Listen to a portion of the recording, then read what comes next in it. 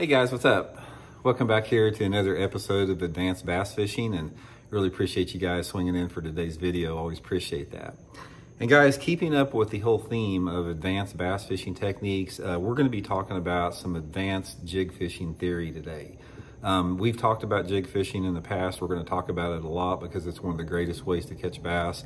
But I sort of wanted to dive a little bit deeper in today's video as far as to give you guys some really high level jig fishing information that you don't hear from a foundational level, and you don't hear from most bass fishing YouTubers out there, because jigs are probably one of my favorite baits of all time. A jig and a jerk bait are my two favorite lures, and not most, but a lot of the success I've had in my career as a professional angler has come on a jig.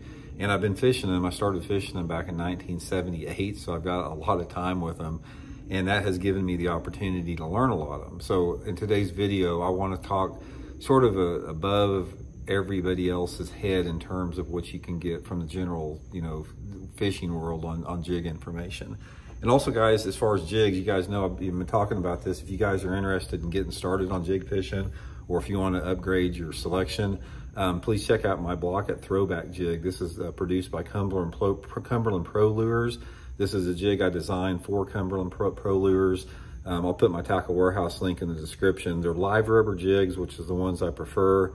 Come in 3 different sizes. They got 6 different colors. So if you guys want to get you some jigs that you can use in regards to the information in this video, please check out my throwback jig. I think you guys will really like it. Okay, guys, first of all, when you're talking about jig fishing, there's a couple different things that you really have to remember in terms of being successful as a jig angler, because a lot of people struggle with jigs. For some reason, they have a mental block with it, or they don't use the right setups, or they don't fish them in the right places. And I've got, quite a bit of videos I've done in the past about jig fishing specifics you can refer back to in some of the past videos.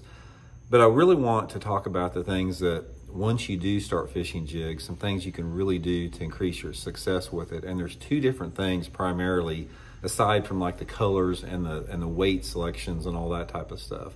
It's how you work a jig and how a jig falls, and it's where you fish a jig, the 2 different things. So let's talk a little bit about, just the makeup of a jig and some things about sizes and fall rates that determine if you're going to get a bass to strike or not. Then we'll talk a little bit about the areas. The fall rate on a jig is super critical as far as how it falls and how fast it falls, because one of the things we've done, like with my Blaukat throwback jig, it's got this horizontal, I don't know if you can see it there, but it's got the horizontal line tie. And this horizontal line tie tends to make a jig fall a little bit more horizontal than a straight line tie, which is more vertical. So this horizontal fall like that is critical a lot of times to generating a strike. And when I'm talking about a horizontal one, the angle of which jig falls, it has a lot to do with several different things. It has to do, again, with the head, the eye tie on it. It has to do with how heavy a line you're using. It has to do with how much tension that you put on the jig as it's falling. And it has to do with the size of the jig. All those factors weigh into it together. But ideally, you don't want your jig to drop like a rock like that. You do not want that. You want it to sort of glide down like that a little bit. And how you do that, there's a couple of different things. The heavier the line that you use, the more of a glide that you're going to accomplish. That's why one of the things that I'm going to recommend that you don't hear a lot is fish your jigs on heavier line than what you think you need to get by with. Most of the time when I'm fishing a jig, even if I'm fishing it around stuff that's not very thick, like if I'm pitching it up next to a boat dock piling or next to a stump where I'm not like going over inside and penetrating limbs or anything, I still fish it on 25-pound test Seaguar and Vizix most of the time. 25-pound test is my go-to. And when you a lot of people don't go that heavy. In fact, a lot of people don't even own 25-pound test line. And a lot of times, sometimes I'll even use 30. But when you use 25 or 30-pound test, you're going to get that fall a little bit more horizontal, and also it's going to slow it down a little bit where you can control it a little bit. So go to heavier line. That's a big factor as far as, in my opinion, as far as getting more bites, getting the fish out. And I don't know what it is about it. I just get more bites. And the guy that taught me how to, Terry, you guys heard me talk about my jig fishing mentor, is an angler from Missouri here named Terry Thomas. Terry used 30-pound test, high visibility strand all the time. And that's one of the biggest blocks I had when I started jig fishing is I didn't see the need for using 30-pound test line, but he explained to me and he showed me by beating my butt over and over again about that fall rate with heavier lines. So the first thing, go to 25-pound test line. The next thing that you have to do is when you're pitching and flipping that jig around shallow targets, in order to accomplish that, you know, that 45-degree angle or whatever like that, it has to do with how much tension and how you pull a jig, leading it up into that piece of cover. Now, I'm talking about cover that is not penetration, which we'll talk about here in a second.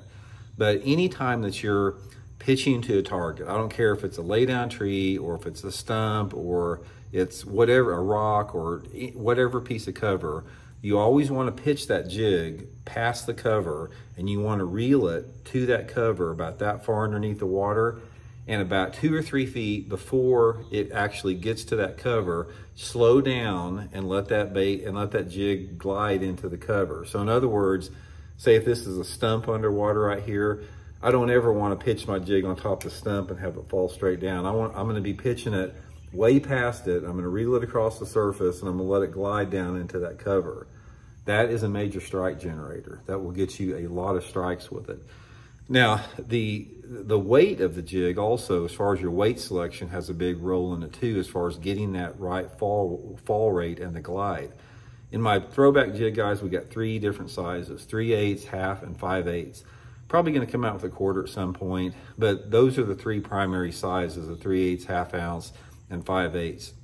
Now, the size, how I dictate the size, as far as the size that I use, it has to do with things like, you know, your water clarity, the exact type of cover that you're fishing, the sort of the mood and the personality of the bass, the wind direction and the wind speed has a lot to do with it, and the type of trailer you're using on it. Because let's say, for example, I want a trailer that's got a big flapping leg on it, like that Rage Craw or something like that. And anytime you have a flapping type of a trailer on a jig, it slows the jig fall tremendously. So let's say, for example, if I put if I use the heaviest jig we make, the 5/8 ounce, and I put that big flapping leg trailer on it, that 5/8 ounce jig is going to fall probably slower than a 3/8 ounce jig with a trailer that doesn't have flapping legs. It just got a regular chunk type trailer that doesn't resist water. But sometimes I'll need to upsize that jig size based upon the trailer that I'm using to get the desired fall rate on it. Now, accompanied with that is the wind has a lot to do with it too, because you have, in order to get that strike from that piece of cover from that bass, you really have to be precise where that jig falls and where that jig lands in the water. Now, if you're fishing one day, like say for example, there's no wind out there and you're pitching to a stump in the water, it's going to be completely different than if you're out there and that wind's blowing 20 miles an hour. Based upon the direction that that wind's blowing and the bow that it has in your line, it's going to affect the fall rate and the angle of it tremendously. So anytime that it's windy, I usually always go to a heavier jig, even if I'm in shallow water, because that allows me to overcompensate for that wind or current. If you have current, it's the same thing. So that's the whole, you know, reason for that. Now, another thing, when I'm talking about this fall rate, this is a generality. One of the things that you're going to have to determine in the jig size and your presentation on it and the fall rate is the mood and the personality of the bass. Sometimes the bass react to a slow fall better. Sometimes they act to a fast fall better. Now let me give you I'll give you two different scenarios here, 2 different examples so you can see what I'm talking about. Both of them in tournament situations. I was fishing a tournament down at the Atchafalaya Basin in Louisiana. And the Atchafalaya Basin has stained water, so the water visibility was probably, I'm gonna say 6 inches or less, dirty water. And there was a lot of wood cover, like there were cypress trees and laydown trees and that type of deal. But this cover was in really, really shallow water. It was in like a foot of water. And I was getting some bites in that really shallow water, so I knew the fish were there. And I was trying to maximize the bites that I would get on the jig. And I was using a 1/4 ounce jig. Pitching it in there, but the water, like I said, was only 12 or 15 inches deep, which is plenty deep enough if you got muddy water like that.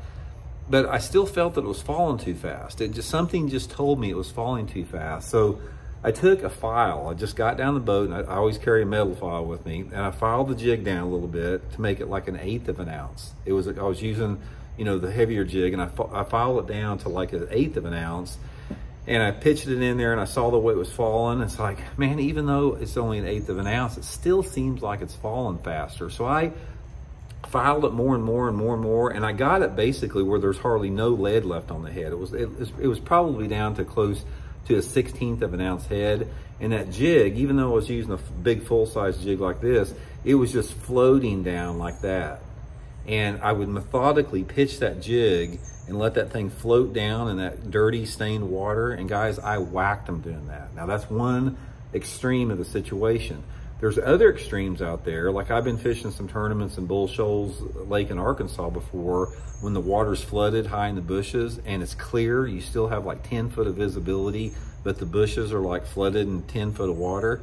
That's sometimes like that. I'll put on the super heavy jig because you can't get a strike. If you have like a 3/8 ounce jig and it's going down there real slow through that cover in real clear water, those bass get too good of a look at it. So in that situation, I'd go to a heavy head, like the 5/8, to get that thing falling quicker, to create more of a reaction strike. And then you have to measure everything in between based upon that water clarity.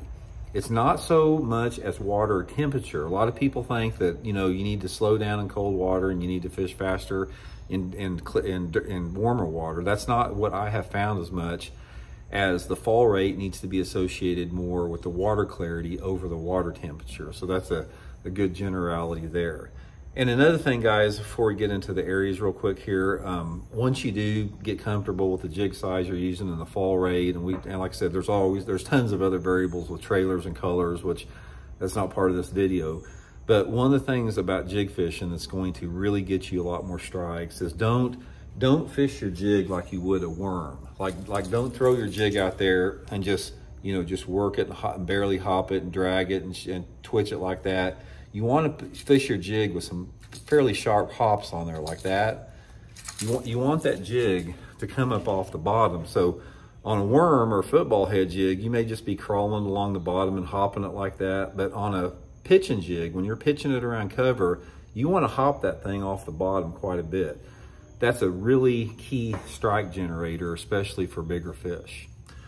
Okay, now the next thing I want to talk about as far as this high level is the type of cover that you're fishing with a jig.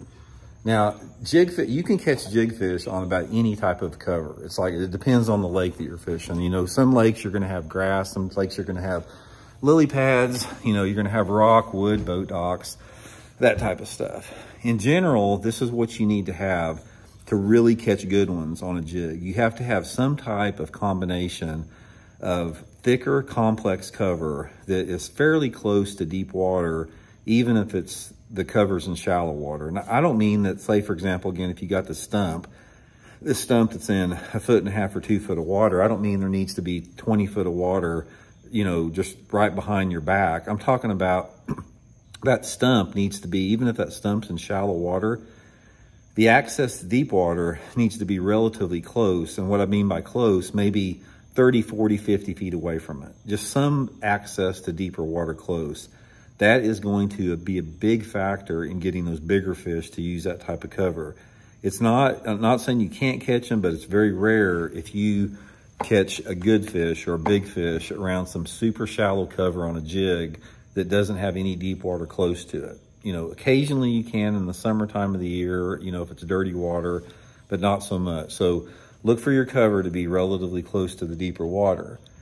Next with that is you're going to always find out that your bigger fish on a jig are going to come on some more complex piece of covers. Now, what I mean by complex piece of cover, if you got that stump sitting in the water, the best stump is going to be the stump that has like a lot of root system coming off of it, where there's a lot of roots that you can't see. Or if it's a lay down tree in the water, it's going to be the tree that's got the most density of limbs in it, where it's harder to get that jig in there. Or if you're flipping a boat dock, it's going to be a boat dock that's got a brush pile right next to that dock, or it's going to be, you know, an area that's real hard to get back into, to a dock, something that's a little bit more difficult. Or if it's in that grass bed, it's going to be in that thicker part of the grass bed where the holes are real small instead of the more open, sparse type of areas. So always look for your thickest, most complex cover to put a jig in. That's where a jig excels, is in thick, gnarly cover. You know, it doesn't matter if you're flipping into something flooded or if you're flipping into something that's just a man-made object. Always look for that complex type of a cover, you know, around that type of area.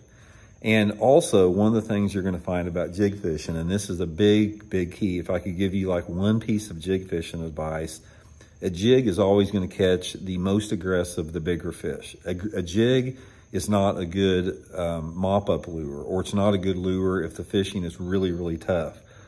A full-size jig, which, you know, like on my jig that I designed, it's going to be better when those fish are active and aggressive and they don't have a lot of pressure on them and they haven't seen a lot of baits. So in other words, let me give you another example from tournaments. My best days on a jig have always come the first day of the tournament, where say I'm fishing down a stretch of bank that's got a bunch of cover on it and I slowly pick it apart with a big jig. I always catch them the best the first day. I'll go back down there the second day on the same stretch and I may get not even half the bites I did the first day.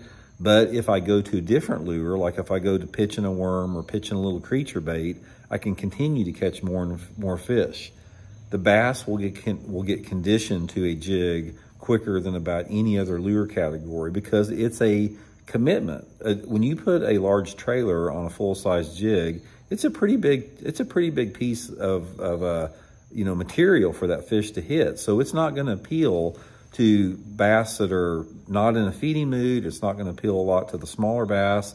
It's a lure that generates strikes from those aggressive, larger bass, and that's sort of the positive and the negative about it. It produces the bigger fish, but it doesn't produce as many of them. Then there's some things you can do to change that up as far as with trailers and colors and different type of profiles, but that's the overall gist with it. So the main thing, guys, with it is, you know, try to spend some time determining what the best size is based upon your fall rate and the variables we talked about. And then also just keep that jig in the complex cover. Hunt that complex cover, look for it. And, you know, very rarely, guys, have I caught big ones off of just sparse cover with a jig. I mean, it's usually there's got to be something fairly thick, fairly gnarly. My favorite way to catch big ones on a jig is to put it into something, into a grass bed, into a lay-down tree, into a flooded bush, way back inside of a boat dock. That's where your jigs are going to excel more than anything else. So anyway, guys, just a few overviews out of the, you know, we'll be talking about jigs from now on, but that's just some stuff that's worked for me over the past, and hope it helps you guys out. We'll talk later.